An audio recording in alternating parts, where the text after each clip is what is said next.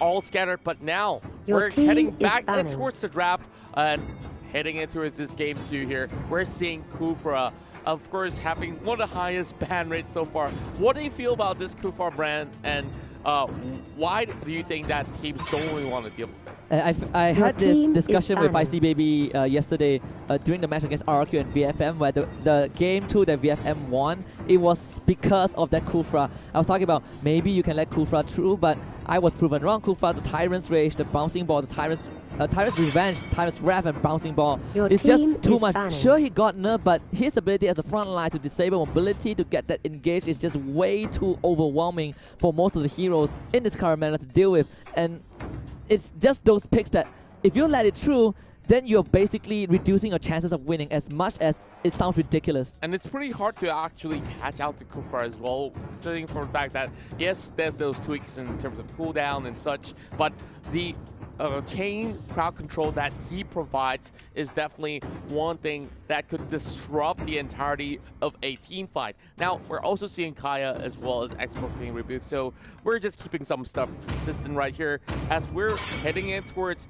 the later phases of this day here. And Team Gosu now trying to fight back, trying to go in with that reverse sweep. They need something that's absolutely different, and they should come with that plan B. And starting off, they are going in with the Hylos as it's being left out in the open. Of course, that Harriet ban here was something that was pretty interesting to me as well, because sometimes it's being left out in the open, and yet again, not many of these players are actually opting to pick up that Harriet. And I love how Team Gosu loves to also play with the camera.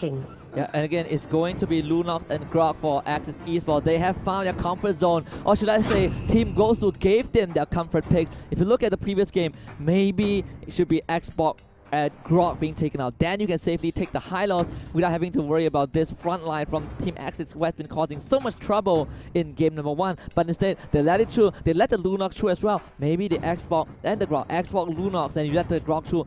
These are the considerations that you have to adapt on the go. But maybe Team Gosu, they have something else in mind, because now they picked up the Marsha.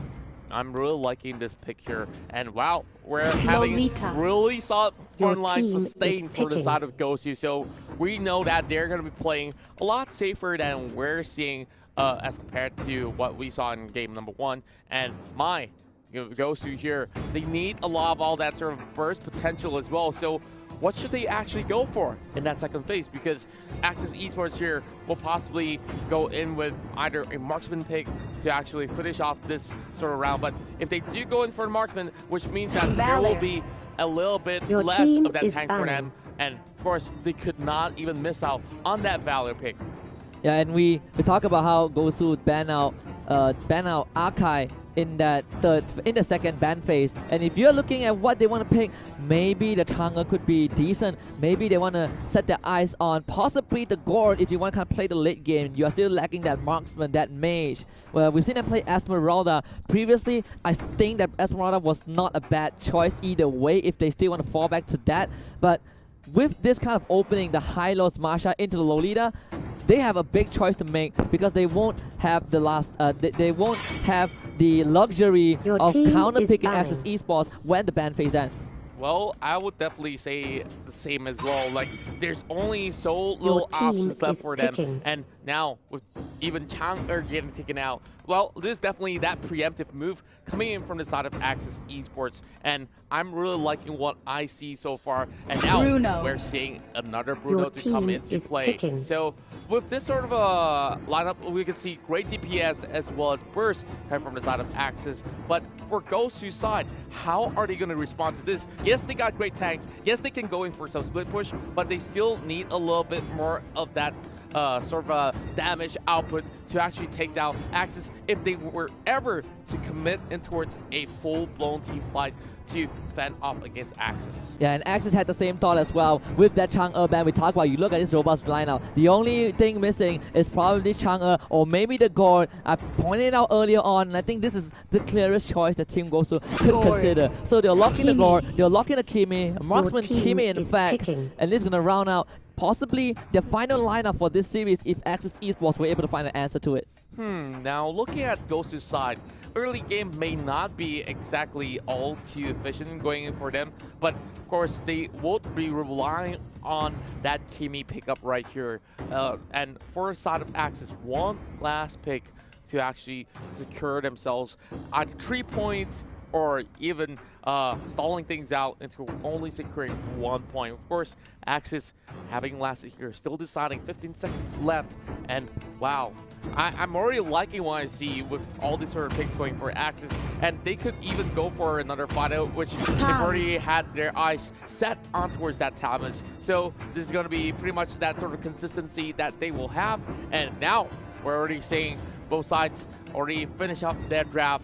A lot of flickers have been being picked up right here, and nope, there's not going to be any other difference other than the Revitalize that has been brought in for Paulo. So this is definitely going to be that sort of righteous pathway, followed by that Revitalize to go in with the amplified healing inside of the zone. Absolutely, and Gosu, interesting observation as well is that Paulo is not on the Lolita. He's gonna play the Hylos because Lolita doesn't feel like he was comfortable. So maybe Gosu made some adjustments. Right, you fought the Lolita. We'll give you the Hylos. Maybe this is where Team Gosu, like most of the teams out there, they needed time to warm up. Maybe this is the game that they can take it back. The Golden Kimi was kind of expected, and the Tamus as well. In response to Masha, most of the time we've seen Masha Tamus, but statistically, Masha has a slightly higher win rate, at least throughout day one. So we'll see if Axis Esports can turn it around with this Tamus pick. Well, I would also say that from the other side as well, Gosu is also trying to bump that one up as well in terms of statistics. But, well, I do like the fact that they actually swap out Paulo's Lolita and towards that Hylos pickup right there, because Hylos have so much more mobility as compared to Lolita. Once Lolita commits to any sort of fight at all, she could not even escape. And that was that sort of situation that Paulo was stuck at in game number 1. Now, having a little bit more leeway here, do you feel like Gosu stand a chance against Axis Esports? I definitely would like to believe so. You like the draft of Axis. I do like the draft of Gosu as well. Just like game 1, it looked robust, but what I'm concerned about, or what I still have doubts about, is probably the execution. But we'll see if Team Gosu can prove me wrong. Game number 2, it is best of 3 against Axis Esports. Axis Esports now already getting that 1 victory, so they need 1 more to tie things up. They've already lost 1 series against Burmese Gold, and at least that 3 points will definitely be a real huge joy factor for them to actually make a comeback. But Gosu here already proxying the wave, trying to actually chunk it down, not really damaging the side of Lung though, as Scott is coming here for the support as well. Breezy getting standing down, forced to flicker away in this early phase as Jarno as well. Wow, that's definitely going to be causing them a little bit of a commotion as well, hitting towards the mid phase. Yeah, that is just underestimating the power of this Valier. The Soul's fireballs do slow you in AoE, and he gets 1 charge every time he lands it, and the accuracy from Scott has been on point. Just like his Franco hook, he's confident with those skill shots, directing them on top of Team Gosu. 2 flickers out. Breezy now does not have it. General does not have the flicker. It's going to be easy for Axis Esports to collapse on them if they want to. We're looking at Scott right here, slowly making sure that he zones away some of all these members. But oh, they found him! First blood. My flame. I got no words for that. You overstep, and Basic is ready, but seems like Gosu will lose Kenray in the bot lane. A bit overextension. They trade 1 for 1, but if you are Team Gosu, that opening that was given over to God, perfect. That definitely was a show of excellence coming from the court. Great stun, and of course that channeling element was a full channel to actually secure that for the first blood as well. But Basic here already spotting out again. Scott for another round, and Flicker has to be utilized here. And Gosu here with all 4 members being committed towards the top side. They might lose a little bit of that sort of EXP, but that doesn't matter. They've already got all that sort of pickup that they need, and they're well secured to take this first turtle down. And we talked about how Team Gosu seems to play a more conservative playstyle, and they are doing so. The ultimate was used, channeling Owen by Basic, so no core ultimate to work with for this next fight if it ever happens. And Axis Esports, they're gonna rotate all 5 members into that middle lane. Lassin is waiting in the wings. Team Gosu now, it's their turn to go on the offense. Wow, we're seeing members of Axis Esports still on level 3. But look at Gosu though. All of them have already got their ultimates and now grouping up already. And they could definitely go in for a little bit of that invade without actually risking all too much. But instead, they lock their eyes on bottom side. They want to pick up Lacid. And Lacid knows that he's being surrounded. But Lacid already gets a little bit of a helping hand coming from... they got the stuff! Glorious Pathway is brilliant starts to come out from Rain trying to get away, but maybe not. Lacid, they laser him down. It's going to be Paulo to pick up that kill. And Gosu finally pick up that sort of slack to head in towards this second game here with stylish fashion. The North Americans here will take down yet another turret heading towards the bottom side. But look at the response hitting towards the top side though. There's still the Masha as well as Valley slowly trying to find themselves in towards the top side here. Of course, I do mistake myself. It's not really a Masha, it is the Bruno. When Axis Esports, they recognize that Team Gosu, they like to play this style. Game 1, conservative. Great game 2. They were teaming out most of the time. So one of the best ways is to split Team Gosu apart. But Team Gosu, they are not really phased by it. They are willingly trading these objectives because they're getting more. Economic-wise, they're up 1.3k.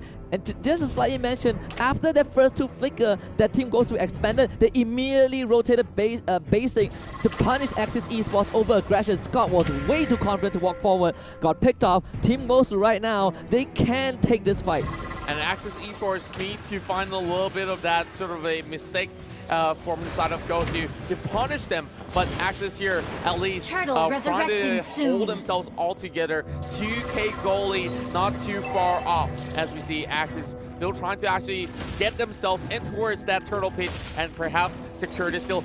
Evil X trying to lead the way as well, but Paulo trying to zone him up, and that will not be any chance at all. We'll get a knock up as well as the wall shark they use. And the Golden Pathway does come up, but it seems like Team Gosu are already losing members. Low with the flicker! We're fine too, but they get the stun onto Kenray, has the damage, flickers it, he picks up the Bruno, and now Team Gosu, they might want to go on the retreat. Basic still chunking out those stuns in the backline, managing to fend up Axis Esports for now. Axis Esports, they got the kill advantage, but Team Gosu got the second turtle.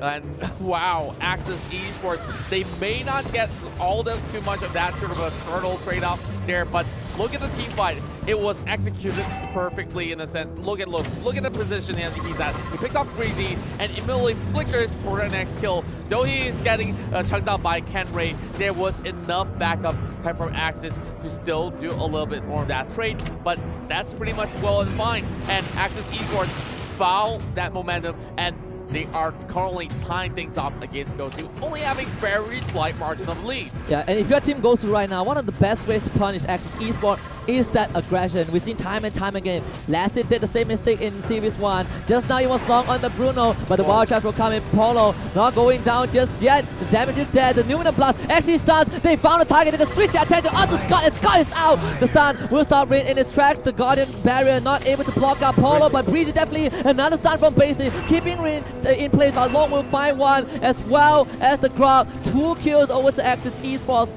And Team Gosu, they will be forced to retreat. Wow, what a bloodbath coming in through the mid lane. And as we see, great dives coming in from all these members of Team Gosu. But that wall by the Grok has already negated Breezy's exit. And look at Evil X right here. He was getting zoned away, which means that Scott was being left outside. And Evil X could only clip out at least one member inside of Gosu, and they managed to bring him down. So that's definitely some great work. But heading back in towards that sort of the matchup that we see now, Gosu might have lost that sort of a kill lead in that sort of sense, but goal is actually not too far away. There's still time for them to catch up once again. He has purchased that Athena shield and at least have a little bit more tankiness than what he used to have in that early phase. And now this is going to be the turtle here, and Axis Esports wants to actually get a little taste of that. And what could they possibly pull off? Turtle already dropping low, and they're committed to this fight. Lone coming in from the back, trying to go for the flank, and he will find one immediately. He does flicker, misses that. General will survive, and here comes the glorious pathway from Paulo, the maximum blast onto Long, and Long has to now back up because of basing. Evo still chasing with that power of nature, not able to find any kill. Actually, a clean disengage from Team Gosu though. They do walk away with the turtle, I believe. Axis Esports will try to push out the tower, but again, another great stun onto Scott.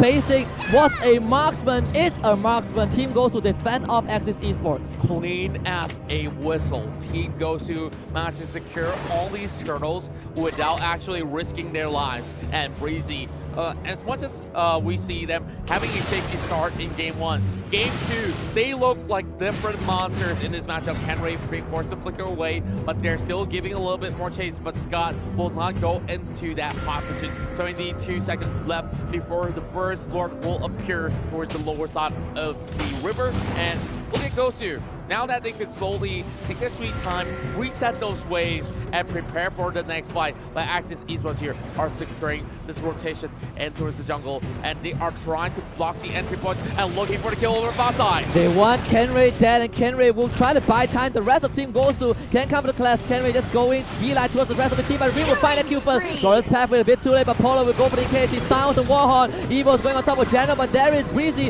in the back line. The front line is actually split for Team Gosu, and this is perfect for Team Axis. They want to collect back in. The Omen, the channeling Omen is there for Basic, but the damage was not enough. And now the Guardian's barrier will find the goal.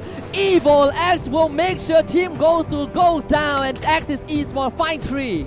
That was a huge swing, and Axis Esports now looking to secure that mid lane tower, and they have absolute control towards the bottom side as well. They can take this one down without any sort of hassle, and Rin has already got that concentrated energy as well. So maybe after this, they will set up a bait in towards that corner of the river, and it's Team Gosu to make a move. And if you are the front line of the team, you have to remember the cores are your priority. Sure, you want to control the enemy cores, but Breezy and Polo, they were accessing the back line while their own cores were exposed to Axis Esports, and now they're gonna try again. Evil X being that front line, being that guardian for Axis Esports. Scott does dodge the bullet right there, and now Long will try turning around. Breezy with the Guardian's Borrow will try to block it out, and he will do so.